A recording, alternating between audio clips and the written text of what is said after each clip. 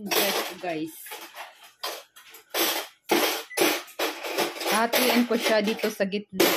Tapos lalagyan ko ng meatball, sauce, and then cheese. Tapos ibibake ko. O, diba? Ganda ng pagka-ano ng ano ko, bread. Tignan nyo guys, nilagyan namin ng meatballs. Homemade din yung meatballs namin, tsaka yung sauce. Tapos, ibibake namin to. Tapos lalagyan namin ng mozzarella cheese. You gotta really open these up. These are not open. What's that? O, diba? Para siyang ano. Mahal na to sa restaurant, guys. There right now, right? Guys, tinan nyo, oh. Diba? Ang ganda. Magkano na to sa restaurant? Ginawa ko lang tong tinapay. Tapos, homemade din yung ano. Lahat homemade.